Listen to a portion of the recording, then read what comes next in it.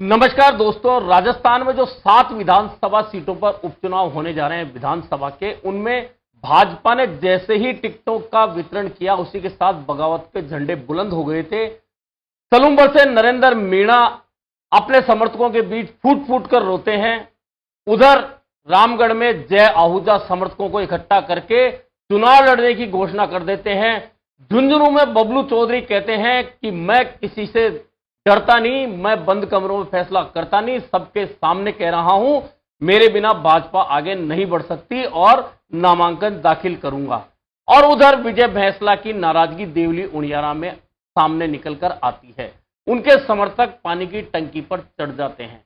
यह घटनाक्रम तब था जब भाजपा ने टिकट वितरण किया था 6 विधानसभा सीटों पर। अभी तक 84 में उम्मीदवार भाजपा ने घोषित नहीं किया, लेकिन टिकट वितरण के 3 दिन के बाद की जो स्थिति है वो यह है कि जय आहूजा कहते हैं कि मैं भाजपा का हूं, भाजपा मेरा परिवार है और भाजपा उम्मीदवार को जीत दिलाने के लिए पूरी ताकत लगाऊंगा।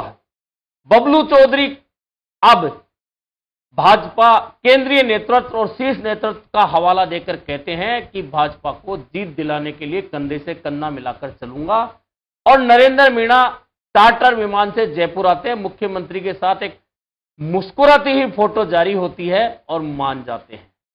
कुल मिलाकर यह परिदृश्य रहा उन 3 विधानसभा सीटों का जहां भाजपा में बगावत होनी थी, जहां भाजपा में बगावत के झंडे उठा लिए गए थे। हालांकि विजय भैंसला समर्थकों की नाराजगी तो है, खुद विजय भैंसला कुछ नहीं बोल रहे, लेकिन उससे पहले ही भाजपा ने डैमेज कंट्रोल के लिए 2-2 मंत्री तमाम विधानसभा क्षेत्रों में छोड़ दिए हैं कि ना सिर्फ बगावत का झंडा उठाने वाले नेता को बल्कि उनके समर्थकों को भी मनाना है, एक एक व्यक्ति से मिलना है और किसी भी स्थिति में बगावत नहीं होनी चाहिए। और वैसे भी भाजपा की सरकार है तो मनाने में कोई ज्यादा जोर नहीं आएगा, कोई ना कोई कुछ ना कुछ एडजस्टमेंट समझाया जाएगा और नाराज लोग मानते चले जाएंगे। यह भाजपा की स्थिति है। जो बगावत हो रही थी, जिसे देखकर कांग्रेस खुश हो रही थी, अब बिल्कुल उलट स्थिति बनती जा रही है, जहां कांग्रेस के लिए परेशानियां खड़ी हो सकती। परेशानियां इसलिए खड़ी हो सकती है कि नामांकन में भी 2 दिन का समय बचा है और अभी कांग्रेस सोच रही है कि उम्मीदवारों की घोषणा आज की जाए, कल की जाए, या नामांकन के समय बताया जाए कि यह कांग्रेस का उम्मीदवार है। आखिरकार कांग्रेस में किस बात का डर है? दरअसल कांग्रेस में डर इस बात का है कि कांग्रेस में जो संभावित उम्मीदवार माने जा रहे हैं, जिनका नाम सामने आ रहा है, उन्हें लेकर स्थानीय स्तर पर पहले से ही विरोध के स्वर उठने लगे हैं। और यही कारण है कि कांग्रेस सावधानी से कदम रख रही है। लेकिन अगर देरी हुई तो फिर कांग्रेस में जो बगावत के स्वर उठेंगे, विरोध के स्वर उठेंगे, क्या कांग्रेस उन्हें एंड टाइम पर थामने में सफलता हासिल कर पाएगी? अब सबसे पहले जो अब तक जो आ रहा है विरोध का असर, वह आ रहा है देवली उनियारा से निकलकर। देवली उनियारा से विरोध कांग्रेस का इसलिए निकलकर आ रहा है कि पहले कहा जा रहा था कि सांसद बने हरीश मीणा अपने बेटे हनुमंत को चुनाव लड़वाना चाहते हैं, लेकिन जैसे ही भाजपा ने राजेंद्र गुर्जर को टिकट दिया, वैसे ही हाथ पांव फूल गए। शायद यह कहा जा रहा है स्थानीय स्तर पर, हनुमंत को पीछे कर लिया। उसके बाद में भाजपा का झंडा बुलंद करने वाले, भाजपा का झंडा उठाने वाले, नरेंद्र मोदी का जयकारा लगाने वाले, नरेंद्र मोदी के होर्डिंग पोस्टर लगाने वाले एक उम्मीदवार को ढूंढकर लाया गया। नाम बताया जाता है केसी मीणा। उनकी सिफारिश सांसद हरीश मीणा ने की बताते हैं और लगभग तय माना जा रहा है कि वही कांग्रेस का झंडा उठाएंगे, भाजपा ने जब उनको झंडा नहीं उठाने दिया तो। कहते हैं कि बड़े आदमी हैं, बड़े स्तर पर सब कुछ मैनेज किया गया है। अब बड़ा स्तर क्या है, क्या बड़ा स्तर पर मैनेज किया गया है, यह तो मैनेज होने वाले और मैनेज करने वाले बता सकते हैं। यह तब तय होगा जब टिकट की घोषणा हो जाएगी। लेकिन देवली में यह आम चर्चा है कि यदि केसी मीणा को टिकट कांग्रेस देती है, जो अब तक भाजपा का झंडा उठा रहे थे, नरेंद्र मोदी की जयकारा लगा रहे थे, तो हम उन्हें स्वीकार नहीं करेंगे। यह तो आम कांग्रेसी की बात है। दूसरी ओर नरेश मीणा ने टिकट मांगा था देवली उनियारा से, सबको पता है। लेकिन जब केसी मीणा का नाम फाइनल हो चुका है, जो बताया जा रहा है, घोषणा भी होनी है, तो नरेश मीणा ने अपने समर्थकों को देवली उनियारा की धरती पर बुला लिया है और आंदोलन का आगाज करने की चेतावनी दे दी है। कह दिया है कि जो लोग मैं एमएलए बनूं नहीं बनूं, 28 में भी मैं एमएलए बनूं नहीं बनूं, कोई बात नहीं, लेकिन जो लोग हमारे जैसे युवा लोगों का रास्ता रोक रहे हैं उनको घर बिठा दूंगा, ताले लगा दूंगा। यह चेतावनी नरेश मीणा ने दे दी। अब उनकी इस चेतावनी के साथ कितने युवा साथ होंगे नहीं होंगे यह एक अलग बात है, लेकिन इस नरेश मीणा की चेतावनी के बीच एक बड़ी खबर निकल कर आ रही है, जो अभी नहीं तो आगे चलकर कांग्रेस के लिए बहुत बड़ी चिंता का विषय हो सकती है। यह खबर यह निकल कर आ रही है कि बीएपी पार्टी ने नरेश मीणा को खुला ऑफर दे दिया है।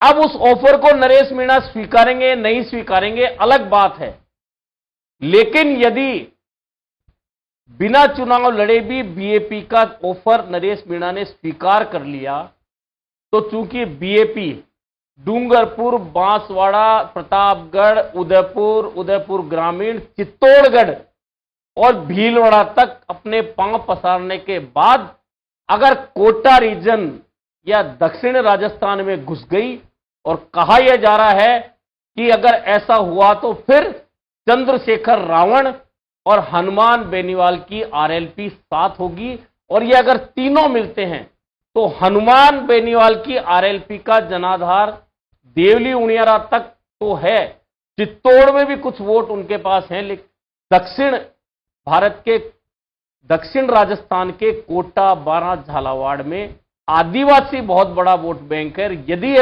नरेश मीणा के जरिए बीएपी वहां घुस गई और यह गठबंधन बन गया, तो जिस तरह से डूंगरपुर, बांसवाड़ा में जब पहले बीटीपी आई थी गुजरात से, तो कांग्रेस के नेता बड़ी मजाक उड़ाते थे, क्या है, कुछ नहीं है, छोटे मोटे हैं, छोटे मोटे वोट ले लेगी।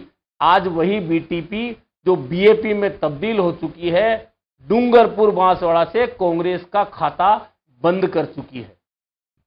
अब यदि जरा सी भी जगह पांव रखने की देवली उनियारा चुनाव के जरिए बीएपी को मिल गई और उसके जरिए अगर हाड़ौती में वह घुस गई, तो निश्चित मानिए 2028 में कांग्रेस को नाको चने चबाने पड़ेंगे। पहले से ही हाड़ौती में भाजपा बहुत मजबूत है, और अगर बीएपी जो कि कांग्रेस का वोट बैंक तोड़ेगी, चंद्रशेखर रावण साथ में मिलकर आ गए, तो निश्चित मानिए कांग्रेस को अभी नहीं तो 2028 में बहुत परेशानी का सामना करना पड़ेगा। बहुत सारे लोग अब समझा रहे हैं कि नरेश मीणा को धैर्य रखना चाहिए, नरेश मीणा को सोचना चाहिए। नरेश मीणा भी कहते हैं कि किरोड़ी लाल मीणा मुख्यमंत्री बनेंगे, मैं साथ हूं, सचिन पायलट मुख्यमंत्री बनेंगे तो मैं साथ हूं, कोई भी आदिवासी मुख्यमंत्री बनेगा तो मैं साथ हूं, हनुमान बेनीवाल मुख्यमंत्री के लिए नाम होगा तो साथ हूं। कुल मिलाकर नरेश मीणा ने नए लोगों में वह चिंगारी जगाने का प्रयास किया है जो अक्सर वे पार्टियों में रहकर हासिल नहीं कर पाते, तो उनके मन में वे उमंगे जगा दी है नरेश मीणा ने, और उदाहरण दिया है कि हनुमान बेनीवाल अपने दम पर बन सकते हैं और वहां पार्टियों को हरा सकते हैं। राजकुमार रोत, महेंद्र मालवीय, रघुवीर मीणा, ताराचंद भगोरा का सामान समेट सकते हैं, कांग्रेस भाजपा को हरा सकते हैं, तो फिर बाकी लोग जो नए युवा नेता हैं वे क्यों नहीं ऐसा कर सकते। यह नरेश मीणा ने पंचलाइन दे दी है टिकट कटने की संभावनाओं के बीच में कि उन्हें टिकट नहीं मिल रहा है। केसी मीणा को देवली उनियारा से कांग्रेस उम्मीदवार बना रही। अब इसके अलावा आप चले जाइए, झुंझुनू में जिंदा हो गया है मानेसर कांड, और मानेसर कांड इसलिए जिंदा हो गया कि पूर्व मंत्री जो कांग्रेस के कंधे से कंधा मिलाकर सरकार में बने हुए थे, बाद में लाल डायरी के किस्से में उन्होंने ही कांग्रेस की सरकार को लपेटा था, वे राजेंद्र गुढ़ा अब दुहाई दे रहे हैं मानेसर कांड की। भाषण दिया सार्वजनिक मंच से राजेंद्र गुढ़ा ने कहा कि मुझे 60 करोड़ का ऑफर हुआ था, वह ऑफर तब हुआ था जब सचिन पायलट और ब्रिजेंद्र ओला चले गए थे सचिन पायलट के साथ में मानेसर में अपनी ही सरकार के खिलाफ।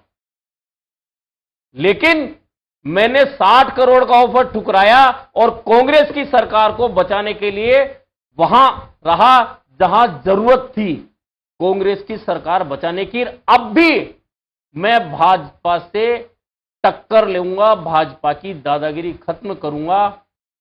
और यह कहकर उन्होंने मानेसर कांड को झुंझुनू में जिंदा कर दिया है।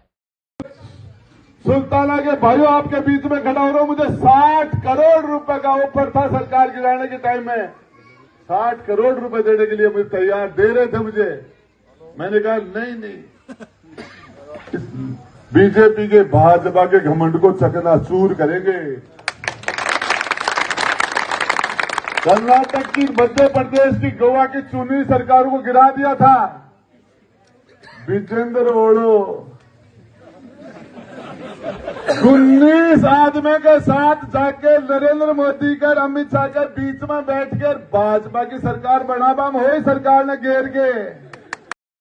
दरअसल झुंझुनू में मानेसर कांड इसलिए जिंदा हो गया क्योंकि विजेंद्र ओला उस दौरान मानेसर की होटल में सचिन पायलट के कैंप के साथ थे, जब अशोक गहलोत जयपुर और जैसलमेर में बैठकर सरकार बचाने की जद्दोजहद में लगे थे। अब राजेंद्र गुढ़ा ने दो तरह से ब्रजेंद्र ओला को लपेटने का प्रयास किया है। पहला तो यह कि सरकार गिराने के लिए मुझे 60 करोड़ का ऑफर मिला, तो अब सीधा जनता में मैसेज है कि क्या सरकार गिराने के लिए इन विधायकों को जो मानेसर गए थे 60-60 करोड़ के रुपए ऑफर हुए थे, तो क्वेश्चन मार्क लगता है ब्रजेंद्र ओला सहित उन बाकी विधायकों पर। दूसरा, उन्होंने कह दिया है कि मैं भाजपा की दादागिरी खत्म करूंगा, तो सीधा सीधा मुस्लिम कम्युनिटी को ऑफर दे दिया है कि मैं भाजपा के साथ नहीं जाऊंगा, आप अगर मुझे वोट देंगे तो मैं भाजपा के खिलाफ ही लड़ूंगा। और चूंकि झुंझुनू में इस बार मुस्लिम कम्युनिटी टिकट मांग रही थी और जिसकी संभावना मिलने की नहीं है, वे अगर राजेंद्र गुढ़ा के साथ आ जाते हैं, तो मैंने कल भी बताया था, एक दिन पहले भी, कि चुनाव झुंझुनू का बिल्कुल बदल सकता है। और वैसे भी क्योंकि भाजपा ने बगावत पर अब ठंडे छींटे डाल दिए, बबलू चौधरी चुनाव नहीं लड़ते हैं, तो निश्चित मानिए कि राजेंद्र भामू मजबूत हो जाते हैं और कांग्रेस और भाजपा के बीच जो अंतर रहा था पिछले चुनाव में वह पट जाता है।